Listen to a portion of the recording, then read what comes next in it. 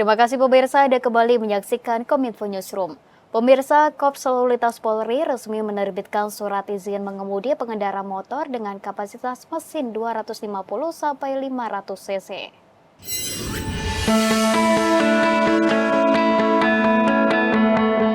Korps Lalu Lintas Polri resmi menerbitkan surat izin mengemudi C1. Penerbitan SIM C1 bertujuan untuk memastikan perbedaan kemampuan atau kompetensi pengendara. SIM C1 merupakan surat izin untuk mengemudikan motor dengan kapasitas mesin 250 sampai 500 cc yang umumnya dikenal dengan sebutan motor gede atau moge. Sementara itu, SIM C kini hanya berlaku untuk pengemudi kendaraan roda 2 bermesin 0 sampai 250 cc. Kakor Lantas Polri Irjen Pol Aan Suhanan menyebut syarat memperoleh SIM C1 yakni berusia minimal 17 tahun, memiliki KTP, melampirkan surat keterangan sehat dari dokter, dan mempunyai SIM C biasa paling tidak selama 1 tahun. Ketentuan ini tertuang dalam Peraturan Kepolisian Nomor 5 Tahun 2021 tentang penerbitan dan penandaan surat izin mengemudi. Dengan berlakunya ketentuan tersebut, pengemudi yang memiliki motor dengan kapasitas mesin 250 sampai 500 cc diwajibkan untuk membuat SIM baru yakni SIM C1. Setiap pengemudi yang hendak membuat SIM C1 harus mengikuti serangkaian tes lebih dulu, termasuk tes mengemudi. Sehingga jika hasil tes menyatakan bahwa pengemudi tidak kompeten membawa motor dengan mesin 250 sampai 500 cc, pengemudi bisa menggunakan kendaraan roda 2 yang berkapasitas mesin 0 sampai 250 cc. Dengan demikian, angka kecelakaan lalu lintas diharapkan bisa ditekan. Kementerian Keuangan melaporkan perkembangan penyelesaian kontainer yang tertahan di Pelabuhan Tanjung Priuk dan Pelabuhan Tanjung Perak. Sri Mulyani menuturkan sebanyak 16.451 kontainer berisi komoditas yang tertahan akibat aturan impor yang telah dilepaskan.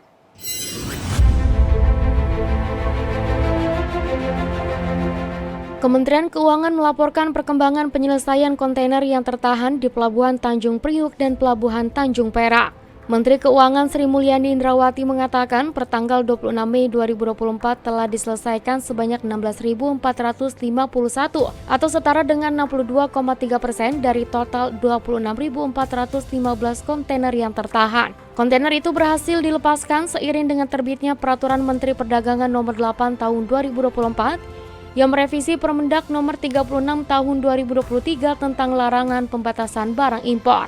Aturan terbaru kebijakan dan pengaturan impor merelaksasi pengetatan ketentuan impor yang diduga menjadi penyebab menumpuknya kontainer di pelabuhan. Dalam konferensi pers APBN Kita edisi Mei 2024, Menkyu menjelaskan, jumlah kontainer yang dibebaskan terdiri dari 9.444 kontainer di Tanjung Priuk dan 7.007 kontainer di Tanjung Perak. Secara keseluruhan, sebanyak 15.662 kontainer telah selesai urusan kepabeanan, 73 kontainer direekspor, dan 716 kontainer dalam pengawasan Direktorat Jenderal Bea dan Cukai. Saat ini Kementerian Keuangan melalui Bea dan Cukai terus melakukan pengawasan melalui Permendak Nomor 8 Tahun 2024 dan meminta para pelaku usaha importir untuk segera menyerahkan dokumen kepabeanan serta berkomunikasi dengan pemilik barang. 716 kontainer ada di dalam pengawasan Bea Cukai. Jangan lupa bahwa meskipun kita melakukan ini, kita tetap mengawasi. Dalam artian, yang ingin kita selesaikan adalah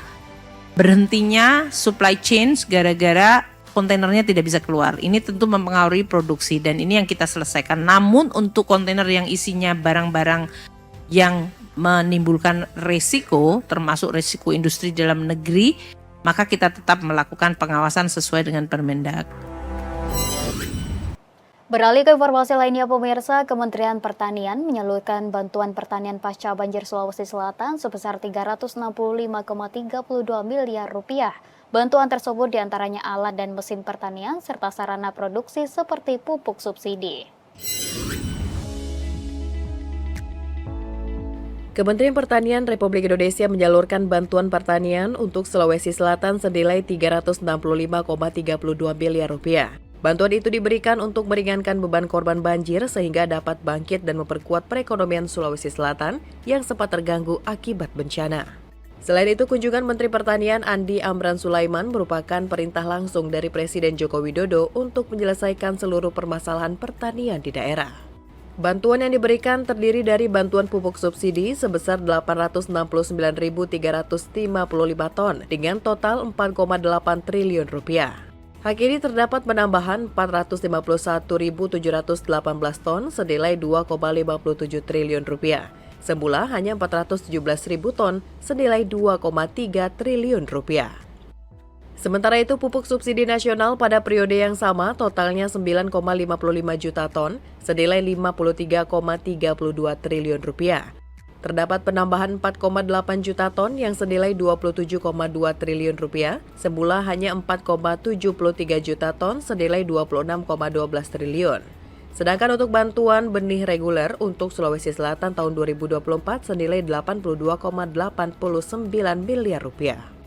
Bantuan lainnya yakni bantuan Al-Sintan dari Ditjen PSP untuk Sulawesi Selatan tahun 2024 sejumlah 4.010 unit senilai 123,60 miliar rupiah, meliputi Brigade Al-Sintan sejumlah 2.016 unit, pompa air senilai 48,38 miliar rupiah, dan hand sprayer sejumlah 359 unit senilai 0,35 miliar rupiah. Selain itu, pompa air sejumlah 1.133 unit senilai 27,19 miliar rupiah, traktor keluar sejumlah 2 unit senilai 0,70 miliar, traktor roda 2 sejumlah 411 unit senilai 13,15 miliar rupiah, dan traktor roda 4 sejumlah 89 unit atau senilai 33,82 miliar rupiah. Diharapkan dengan adanya bantuan tersebut, petani dapat meningkatkan produksinya dan akan meningkatkan kesejahteraan hidup petani. Kami datang memberi bantuan khususnya bencana 4,8 miliar. Kemudian dalam rangka akselerasi tanam, insya Allah kami memberikan lebih 400 miliar bantuan untuk akselerasi tanam. Kemudian tambahan pupuk 100%, nilainya 2,57 triliun. Pemirsa, Badan Meteorologi, Klimatologi, dan Geofisika menyebut sejumlah wilayah di Indonesia berpotensi mengalami kekeringan meteorologis pada musim kemarau. BMKG merekomendasikan kepada pemerintah daerah agar daerah yang masih mengalami hujan atau transisi dari musim hujan ke musim kemarau untuk dapat segera mengoptimalkan secara lebih masif upaya untuk memanen air hujan. Kepala Badan Meteorologi, Klimatologi, dan Geofisika Dwi Korita Karnawati menyebut sejumlah wilayah di Indonesia berpotensi mengalami kekeringan meteorologis pada musim kemarau. Mayoritas wilayah Jawa, Bali, dan Nusa Tenggara sudah mengalami hari tanpa hujan atau HTT sepanjang 21 hingga 30 hari atau lebih panjang. Berdasarkan analisis curah hujan dan sifat hujan yang dilakukan BMKG, menunjukkan bahwa kondisi kering sudah mulai memasuki wilayah Indonesia, khususnya di bagian selatan Khatulistiwa. Kondisi kekeringan ini saat musim kemarau akan mendominasi wilayah Indonesia sampai akhir bulan September. Oleh karena itu, daerah dengan potensi curah hujan bulanan sangat rendah dengan kategori kurang dari 50 mm per bulan perlu mendapatkan perhatian khusus untuk mitigasi dan antisipasi dampak kekeringan. Adapun daerah tersebut meliputi sebagian besar Pulau Sumatera, Pulau Jawa, Kalimantan Barat, Kalimantan Timur, Bali, dan Nusa Tenggara, sebagian Pulau Sulawesi, dan sebagian Maluku dan Papua. Berkaca dari hal tersebut, maka BMKG memberikan sejumlah rekomendasi teknis yang bisa dilakukan sebagai langkah mitigasi dan antisipasi. Di antaranya, penerapan teknologi modifikasi cuaca untuk pengisian waduk-waduk di daerah yang berpotensi mengalami kondisi kering saat musim kemarau dan membasahi serta menaikkan muka air tanah pada daerah yang rawan mengalami karhutla ataupun pada lahan gambut. Berdasarkan jumlah zona musim, sebanyak 19% wilayah Indonesia saat ini telah memasuki musim kemarau. Jadi belum semua.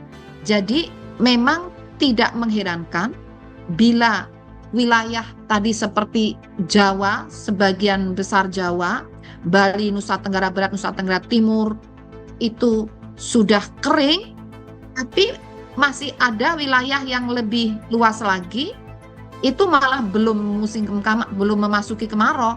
Jadi masih ada banjir ya, banjir bandang itu masih ada. Jadi dalam kondisi saat ini kita mengalami bencana hidrometeorologi baik basah dan kering dalam waktu yang bersamaan. Hanya areanya berbeda, kurang lebih dipisahkan oleh Katulistiwa. Demikian.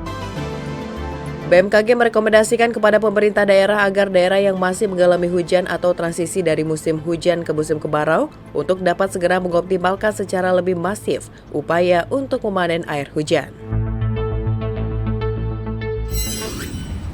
Pemirsa, usai jeda kami akan segera kembali dengan dialog mengenai proyek strategi nasional dan dampaknya bagi masyarakat luas sesaat lagi.